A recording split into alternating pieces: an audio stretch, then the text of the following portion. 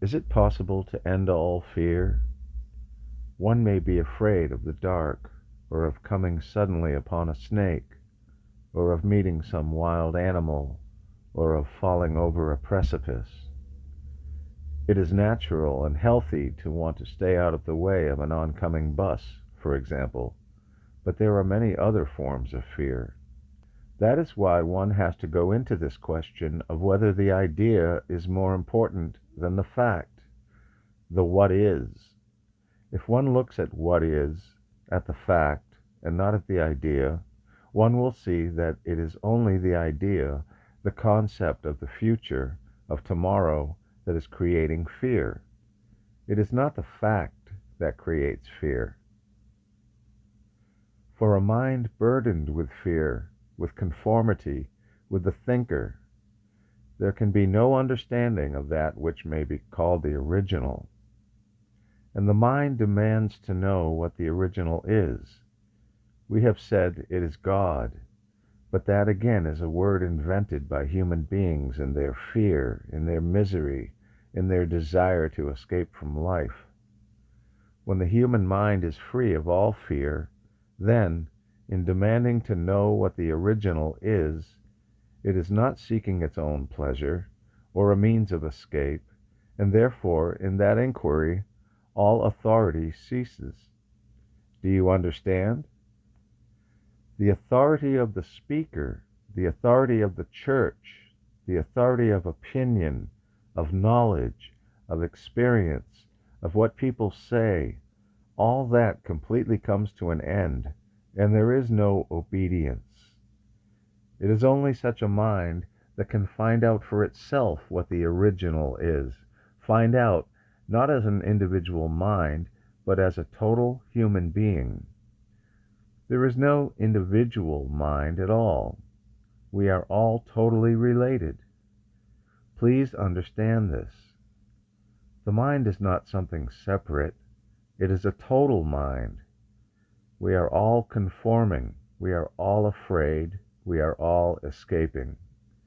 And to understand, not as an individual, but as a total human being, what the original is, one must understand the totality of man's misery, all the concepts, all the formulas that he has invented through the centuries.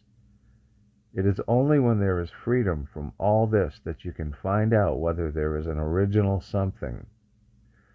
Otherwise, we are second-hand human beings, and because we are second-hand, counterfeit human beings, there is no ending to sorrow. So the ending of sorrow is in essence the beginning of the original. But the understanding that brings about the ending of sorrow is not just an understanding of your particular sorrow, or my particular sorrow, because your sorrow and my sorrow are related to the whole sorrow of mankind. This is not mere sentiment or emotionalism. It is an actual, brutal fact. When we understand the whole structure of sorrow and thereby bring about the ending of sorrow, there is then a possibility of coming upon that strange something that is the origin of all life, not in a test tube, as a scientist discovers it, but there is the coming into being of that strange energy that is always exploding. That energy has no movement in any direction, and therefore it explodes. Saanen, 21 July 1964. To understand fear, one has to go into the question of comparison. Why do we compare at all? In technical matters, comparison reveals progress, which is relative. 50 years ago, there was no atomic bomb. There were no supersonic airplanes. But now we have these things. And in another 50 years, we shall have something else that we don't have now. This is called progress, which is always comparative, relative, and our mind is caught in that way of thinking.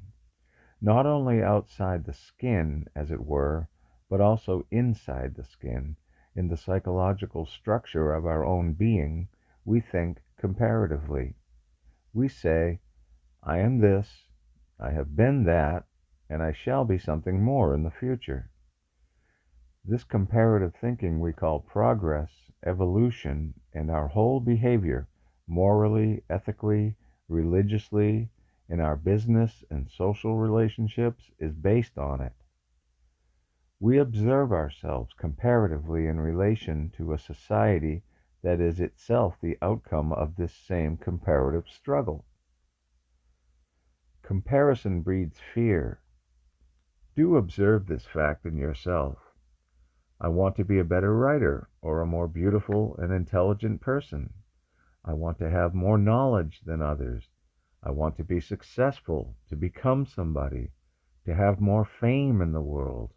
Success and fame are psychologically the very essence of comparison, through which we constantly breed fear. And comparison also gives rise to conflict, struggle, which is considered highly respectable.